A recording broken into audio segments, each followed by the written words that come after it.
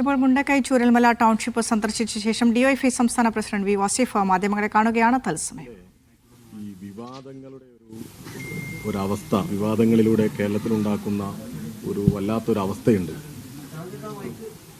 അത് കണ്ടിട്ടാണ് ഞങ്ങൾക്കിപ്പോൾ ഒരു വല്ലാത്ത പ്രയാസം തോന്നുന്നത്.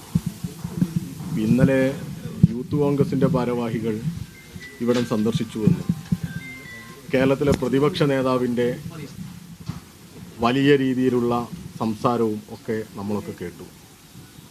യഥാർത്ഥത്തിൽ ഇങ്ങനെയൊക്കെ വിവാദമാക്കാൻ എന്താണിപ്പോൾ ഇവിടെ ഉള്ളത് എന്നാണ് ഞങ്ങൾ ആലോചിക്കുന്നത്. ഞങ്ങളെ സംബന്ധിച്ചിടത്തോളം ഈ ദുരന്തമുണ്ടായ ഉടനെ 25 വീട് സർക്കാരുമായി സഹകരിച്ച് നിർമ്മിച്ചു കൊടുക്കും എന്ന് പറഞ്ഞവരാണ് ഡിവൈഎഫ്ഐ. ഞങ്ങൾ ആ പ്രഖ്യാപനം നടത്തി. കേരളത്തിലുടനീളം ഡിവൈഎഫ്ഐയുടെ സഖാക്കൾ അധ്വാനത്തിനിറങ്ങി. ഇപ്പോൾ ഇവിടെ തന്നെ ഈ ടൗൺഷിപ്പ് കാണാൻ വന്ന കുറേയേറെ സഖാക്കളുണ്ട്. കണ്ണൂരിൽ നിന്നൊക്കെ വന്നതാ, ഷീജു ഇവരൊക്കെ ഉണ്ട് ഇവിടെ. മാടായി നിന്നും മറ്റൊക്കെ വന്നവരാ. ഇവരൊക്കെ ആ സമയത്ത് ഇവിടെ രക്ഷാപ്രവർത്തനത്തിനും മറ്റുമൊക്കെ വന്നവരാണ്. ആ ദുരന്ത സമയത്ത് ഈ ഗവൺമെൻറ്റിൻ്റെയും ഉദ്യോഗസ്ഥന്മാരുടെയും വോളണ്ടിയർമാരുടെയും ഒക്കെ കൂടെ രക്ഷാപ്രവർത്തനത്തിനൊക്കെ ഇടപെട്ടവരാണ് ഇവിടെയുള്ള ഡിവൈഎഫ്ഐ സഖാക്കളൊക്കെ. മറ്റു പലരും ഉണ്ട്. അന്നത്തെ ആ ഒരു സമയത്ത് മറ്റൊന്നും ചിന്തിക്കാതെ 25 വീട് നിർമ്മിച്ചു കൊടുക്കുമെന്ന് പറഞ്ഞവരാണ് ഞങ്ങൾ. അതിനുവേണ്ടിയുള്ള അധ്വാനം നടത്തും. പണപ്പിരിവല്ല, അധ്വാനമാണ് ഞങ്ങൾ പറഞ്ഞത്.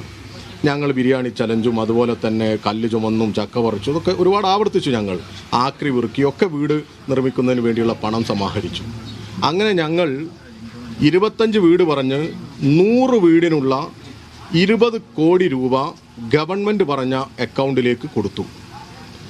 ആ കൊടുത്ത ഞങ്ങൾക്കെതിരെ ആക്ഷേപിക്കാനും ഞങ്ങൾ കൊടുത്ത പണത്തിൽ എന്നാൽ അതിനൊരു സമയദൈർഘ്യത്തിൻ്റെ പ്രശ്നമുണ്ടല്ലോ, അതിൽ കുറച്ച് ഇൻട്രസ്റ്റ് ഉണ്ടാകുമല്ലോ എന്നൊക്കെ ചോദിച്ച് ഇവിടെ ഒരു അസ്വസ്ഥതകൾ സൃഷ്ടിച്ച് ഞങ്ങൾക്കെതിരെ ഒരു സംശയമൊക്കെ ഉണ്ടാക്കാം എന്നൊക്കെ ഉള്ള ഒരു ശ്രമം ഇവിടെ കണ്ടു. അതുമാത്രമല്ല, ഞങ്ങൾ ഒരു ഔദ്യോഗിക വക്താവ് പറയാണ് ULCCയുടെ